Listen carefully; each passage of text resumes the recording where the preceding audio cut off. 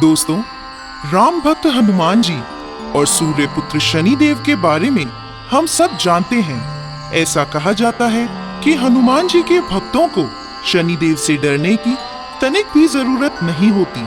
आज हम आपको इस वीडियो में बताएंगे कि ऐसा क्यों कहा जाता है। एक समय की बात है, शाम का समय था। मंद मंद शीतल हवा बह रही थी। हनुमान जी राम सेतु के करीब बैठे रामचंद्र जी के ध्यान में मगन थे। हनुमान जी का ध्यान बस अपने प्रभु श्री राम में था। उसी समय सूर्य पुत्र शनिदेव समुद्र तट पर टहलते हुए वहां पहुंच गए।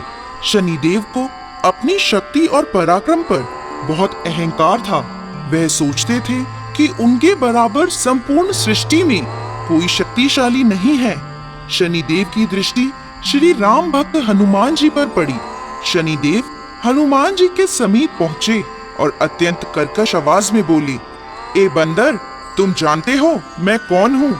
मैं महाशक्तिशाली सूर्य पुत्र शनि हूँ।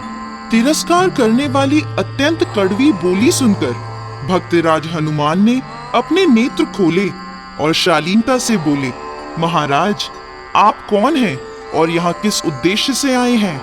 शनिदेव पुनः अहंकार में बोले, मैं परम तेजस्वी सूर्य का पराक्रमी पुत्र शनि हूँ। संपूर्ण ब्रह्मांड मेरा नाम सुनकर कांपने लगता है। सावधान, मैं तुम्हारी राशि पर आ रहा हूँ। हनुमान जी ने अत्यंत विनम्रता से बोला, महाराज, मैं काफी थका हुआ हूँ और अपने प्रभु के ध्यान में मगन हूँ। कृपया करके इसमें व्यवधान मत डालिए। घमंड में शनि ने कहा, मैं कहीं जाकर लौटता नहीं हूँ।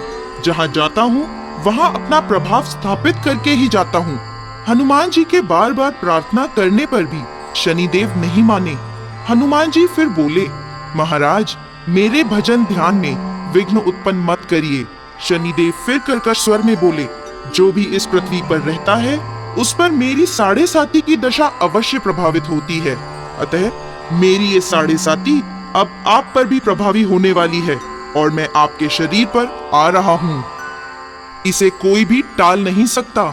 हनुमान जी बोले, ठीक है, आपको आना है तो आप आ जाइए, परंतु यह तो बता दीजिए कि आप रहेंगे कहाँ? शनिदेव गर्व से बोले, मैं अपनी साढ़े साती में शुरू के 2.5 वर्ष प्राणी के सिर पर बैठकर उसकी बुद्धि को विचलित करता हूँ।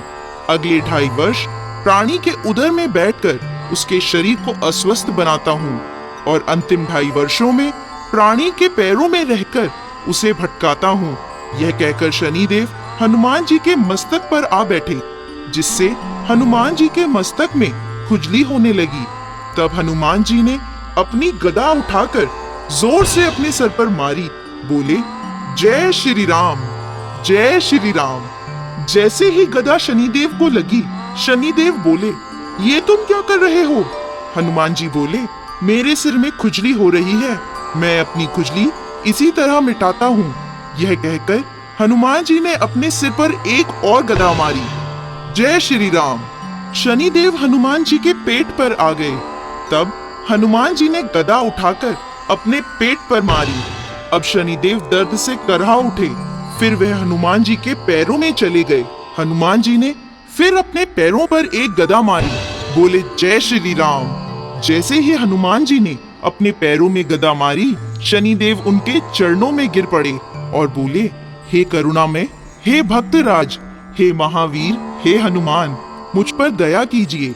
मैं अपने अहंकार का दंड पा चुका हूँ, मुझे क्षमा कीजिए, मैं आपकी शरण में हूँ। हनुमान जी बोले, शनिदेव, मैं आपको मारना नहीं चाहता था, परंतु मेरे शरीर में बस मेरे प्रभु श्री राम ही रहते हैं, यहाँ किसी दूसरे का स्थान नहीं है। शनिदेव बोले, प्रभु, मुझसे गलती हो गई, मुझ पर कृपा करें, मेरी पीड़ा को कम करें।